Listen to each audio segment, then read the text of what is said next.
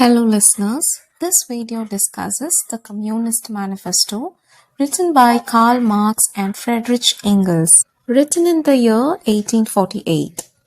Let us see an overview about the work. The Communist Manifesto is a foundational political document that presents a critical analysis of capitalism and a call for revolutionary change.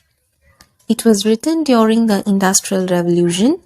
It responds to the growing inequality and exploitative faced by the working class. Both the writers Marx and Engels argue that all history is a history of class struggles from ancient times to feudalism and now capitalism, where one class oppresses another. In their time, the main conflict was between the bourgeoisie, which is capitalistic class, and the proletariat, working class.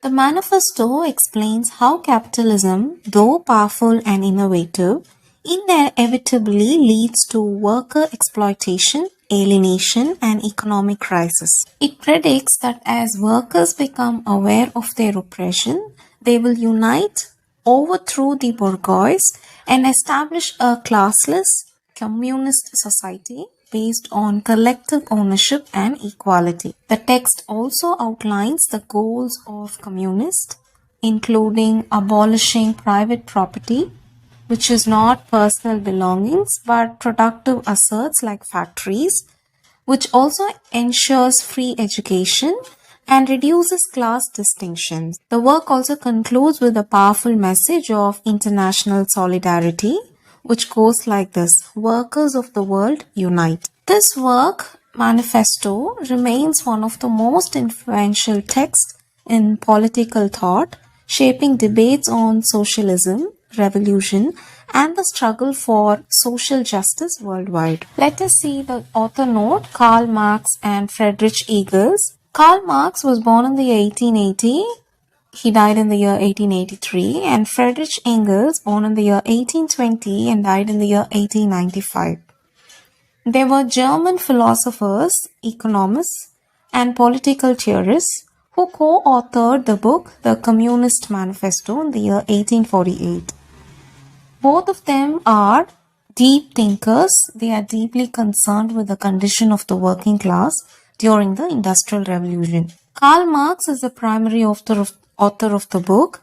He developed the theory of historical materialism and is best known for his critique of capitalism in works like Das Kapital. Engels, he is a close collaborator and supporter of the book.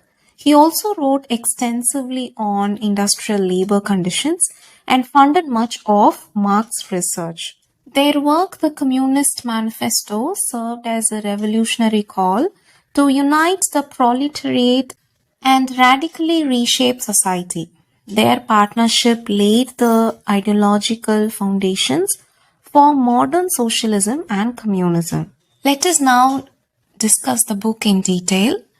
The Communist Manifesto is one of the most influential political texts ever written, which was authored by Karl Marx and Friedrich Engels in the year 1843.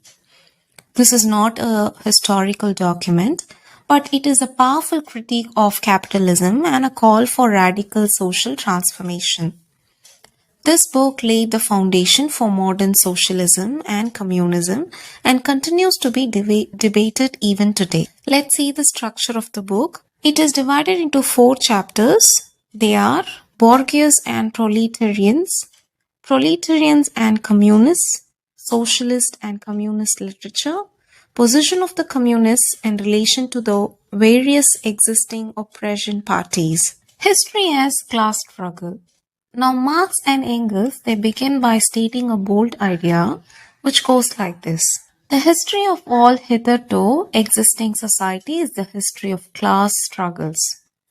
From ancient times to feudalism to capitalism, every era has been defined by conflict between oppressors and the oppressed.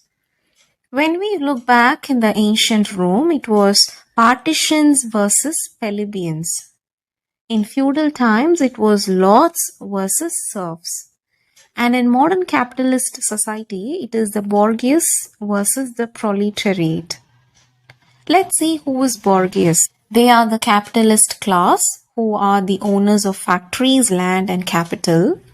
Proletariat are the working class who are people who sell their labor for wages. Capitalism, according to Marx, has created incredible material wealth and technological progress. But it has done so by exploiting labor, reducing workers to mere tools for profit. Let's see the rise of the bourgeois. The manifesto praises the bourgeois from revolutionizing industry and creating global markets. They played a major role in overthrowing the old feudal systems and creating modern economies. However, this same class also created a system where everything, including relationships, values, and culture, is reduced to money and profit. This is what Marx calls as the icy water of egoistical calculation. As industries grow, so does inequality. The gap between the haves and have-nots widens, and the working class becomes increasingly alienated from their work, their products, and even from themselves. The role and destiny of the proletariat. Marx argues that the proletariat will not stay oppressed forever. Capitalism contains the seeds of its own destruction. He says workers are forced to compete with each other. Crises of overproduction result in unemployment and poverty. The system becomes unstable and unsustainable. He thus says as workers become aware of their exploitation, they develop class consciousness. Eventually, they will rise up, organize collectively, and overthrow the capitalist system. This revolution will lead to the abolition of private property, the end of class distinctions, and the creation of a classless society. In Marx's view, the working class is not just a victim of capitalism, they are its grave diggers. Now let's see, what do communists want? Communists are seen as the most advanced and resolute part of the working class. They fight not for personal gain, but for the common interest of all workers. Their key goals include abolishing private ownership of the means of production, ending class hierarchies, distributing wealth fairly, ensuring free education, healthcare, and equal opportunities for all. Marx clarifies that communism does not mean taking away personal belongings. It targets the capitalist property, the means used to exploit labor, like factories, mines, and the land. Let's see the immediate steps. The manifesto also outlines short-term goals or demands, which includes progressive taxation, free public education, abolition of inheritance rights, nationalizing banks and transport, equal liability to work for all. These reforms are designed to weaken the power of the bourgeois and strengthen the position of the working class on the path to communism. Critique of other socialist movements. In Chapter 3, Marx and Engels critique other socialist thinkers, what they call reactionary, conservative, and utopian socialism. These ideologies, they argue, are either nostalgic for the past or offer unrealistic, idealistic solution without addressing the root problem, like class ownership and capitalistic exploitation. Only scientific socialism based on material analysis and class struggle is seen as viable path forward. They both call a final call to the workers of the world in order to unite. The manifesto ends with one of the most famous rallying cries in political history. It goes like this: workers of the world unite, you have nothing to lose but your chains. This call emphasizes that communism is not just a national movement, it is international, aiming to unite workers across all borders.